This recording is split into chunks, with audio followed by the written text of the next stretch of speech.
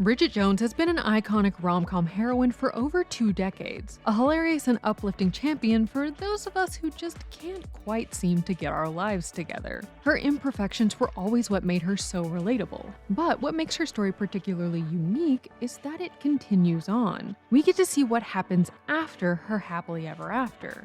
Nice boys don't kiss like that. Oh, yes, they do.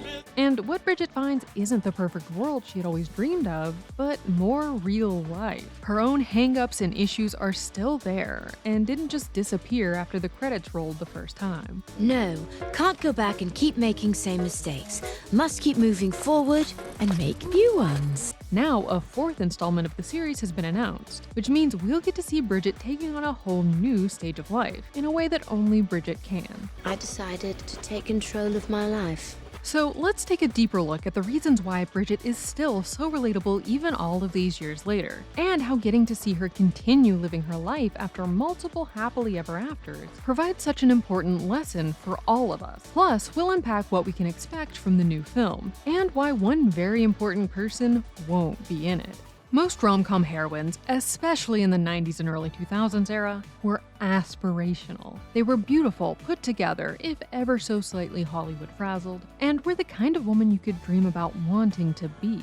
Bridget didn't totally break this mold. She is played by a beautiful Hollywood actress after all, but she did feel fresh for how totally chaotic she was. Her missteps weren't just quirky little oopsies, but major flubs that invited secondhand embarrassment. But this was what made her so relatable. While most of us don't wake up looking like we're in a shampoo commercial, we definitely have slipped up and said something silly in an important conversation, or totally misread the dress code on a party invite. Oh, holy Jesus. She was an externalization of all of the things we try to hide about ourselves. Our bad habits, bad choices, bad self-image. But no matter how down she got, she was never going to give up on getting what she wanted, just as soon as she figured out what exactly that was. In this way, she helped us learn to accept our own failures and see them as powerful opportunities for growth, which we discussed at length in this video, which we'll link to in the comments for you to watch after this one. Okay. Because society has changed so much since the first Bridget Jones movie dropped in 2001, it can be easy to think that her story would feel outdated. And some parts of it do feel very of its time, like the constant treatment of her perfectly average weight and, if anything, thin body, as if she's the size of an actual whale. I'd finally die fat and alone, and be found 3 weeks later half-eaten by Alsatians. But if we look around, we'll find that things haven't actually changed quite as much as we might have hoped. Certainly, we've seen a wonderful wave of body positivity, especially in the past 10 years, but it hasn't necessarily led to the kind of universal acceptance of bodies of all sizes that we might have hoped for. Scary stomach holding in pants, very popular with grannies the world over. Huh. Tricky.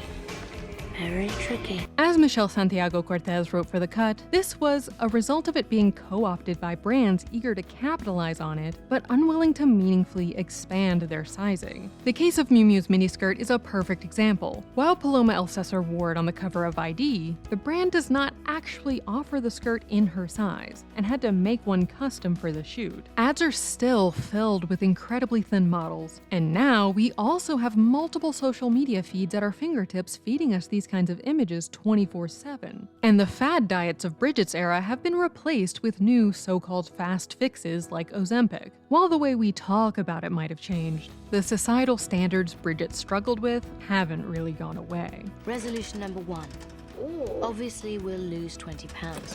In addition to the external pressures that have unfortunately stuck around, most of Bridget's internal stressors also continue to be intimately relatable. One of Bridget's biggest problems is that she often blocks her own success due to her insecurity, something we can all connect to on some level. It's me, hi, I'm the problem, it's me.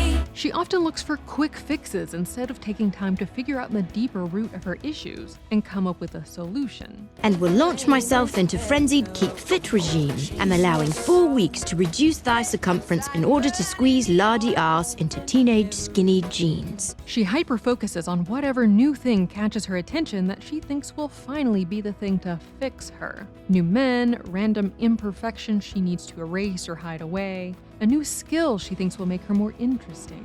For Bridget, these ideas came in the form of self-help books instead of a TikTok feed. From small things like aiming more for the aesthetic of being a cook instead of actually being a good cook. To Bridget, who cannot cook, but who we love, just as she is. To larger issues like running headfirst into situationships that aren't good for her. Not continue to form romantic attachments to any of the following: alcoholics, workaholics, commitment phobics, peeping toms, megalomaniacs, emotional quits, or perverts. It's clear that many of the problems Bridget faced haven't gone away, but instead have just updated themselves for our modern era. And this is why Bridget's story not stopping on that first happy ending, and instead continuing on in the way our lives actually do, is so important. #let's do this. No matter how many obstacles she faces or how much pushback she seems to get from the world, Bridget never truly lets her spirit get crushed. Tiny makeup mistake, but I always have wit and conversation to fall back on. And this is particularly important for her and us because her story extends beyond the happily ever afters that usually close out the arcs of our favorite heroines. So what happened after he climbed up the tower and rescued her? She rescues him right back. Normally, getting the guy in the Hollywood romantic kiss is the end for good. We don't get to see what happens after because that would be more real life, and real life gets messy. Because the reality is, finding the one isn't a cure-all for life's problems. At last, life is on track. Bridget Jones, fiancée, wife, mother. Bridget, of course, finds this out the hard way. She had completely bought into the romantic idea of true love peddled by films, where you find the right guy and ta-da, your life is perfect now. Have never been happier in entire life. However, must not obsess or fantasize. But love was never Bridget's real problem. She had friends and family who loved her, and plenty of guys who were interested. Her biggest problem was her lack of love for herself. Someone else loving us and telling us we're perfect won't mend our internalized issues, no matter how many movies try to tell us it will. Bridget Jones has cocked things up for the very last time. Bridget gained self-confidence through realizing that she doesn't need to change to be loved. That's not a good enough offer for me. I'm not willing to gamble my whole life on someone who's, well, not quite sure. But old habits die hard. In every film, it's almost like she's starting back at the bottom of the hill, having to relearn yet again that she is in fact very worthy of love and happiness just the way she is. It would be great if life was like a movie, and after you had your one epiphany moment, you could just completely get your life together and change your mindset and ride off into the sunset. No, I like you very much. Just as you are. But reality is often a lot more like what Bridget goes through, having to learn the same lesson a few times for it to really stick, but while also picking up important new self-knowledge along the way. I may have been another year older and still single, but I could always take consolation in my job as top news producer. The continuation of Bridget's story after all of those happy endings is also important because it lets us get a more realistic look at the so-called perfect guy. While Mark Darcy is dashing and handsome and literally sweeps Bridget off of her feed, as their story continues, we see that he's got his own problems too. And I suppose you agree with them that poor people deserve to be poor. Don't be ridiculous. So now I'm ridiculous. True love didn't fix him either. He's still distant and uncommunicative, more focused on work than anything else. Rom-coms, especially of Bridget's era, often featured a leading man with a hard outer shell that the heroine had to crack to find the real sweet guy underneath. And it was always implied that he just stayed that open and loving forever. But with Mark, we see how that's likely not the case. In the same way Bridget fell back into many of her own destructive patterns, so too did Mark. And so they both have to work on themselves and their willingness to be open to love. Through their struggles, we get to see a shred of truth about real love. It takes work and commitment. It isn't just something that happens after a single spark. Bridget Rose Jones and Mark Fitzwilliam Darcy. I now pronounce you, finally, husband and wife. But as it turns out, there's still more after that happily ever after, too. Bridget Jones' Mad About the Boy, the third book in the Bridget Jones series, and on which the upcoming film will be based, was released back in 2013, and featured a twist that shocked fans. Spoilers ahead for the book and the upcoming film. Use the chapter to skip ahead if you want to avoid them. At the end of Bridget Jones's Baby, it seemed like Bridget finally had pretty much everything she had ever wanted. Sure, she had to quit her job, which she was very good at, but it was for a good reason. And I suppose it's become unfashionable to care about wanting to make something worthwhile. But I would rather be old-fashioned and unemployed than part of a show that celebrates the inane. She got the baby and the wedding and Mark Darcy. So imagine fans' surprise when they picked up the next book in the series to find out that Mark had died in the time between the second and third book, killed by a landmine while working in Sudan. So instead of the story of Bridget and Mark finally getting their happily ever after, it is instead the story of Bridget figuring out how to navigate the world as a single mother and widow.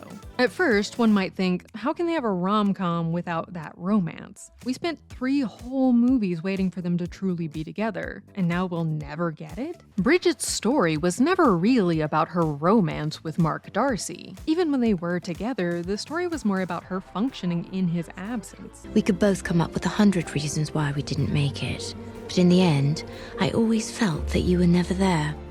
And I was mostly alone. Every film was about Bridget going out into the world and learning new things about herself, and learning to love herself more as their relationship waxed and waned. Sometimes it feels scary still being on my own at 43. But you and I have been here once before. So a story that follows how Bridget deals with this, the greatest, most permanent absence of a loved one, is actually very much in line with the heart of the series. And as the timeline is several years after his death, it isn't just about her sadness, but also about her finding joy and love again. Bridget's life never goes exactly how she imagined it. This is not how I thought this moment would be. Always imagined myself in OK Magazine with the man of my dreams. But watching her march on into the future anyways is what makes her story so uplifting. Neither life nor Bridget will ever be perfect, and we wouldn't want it any other way. It will be interesting to see Bridget in yet another new phase of life, learning new things about herself and finding new avenues for joy, love, and success. No matter how challenging life gets, Bridget always finds a way to carry on, after a bit of wallowing. I'm enjoying a relationship with 2 men simultaneously. The first called Ben, the other Jerry. The most important takeaway of her entire story is that you just have to keep living and discovering yourself anew as your life and the world changes and grows. There is no happy ending, just the happy life you work to build for yourself day after day. You've turned disasters into triumphs. With your sheer, joyful, indefatigable, infectious lust for life.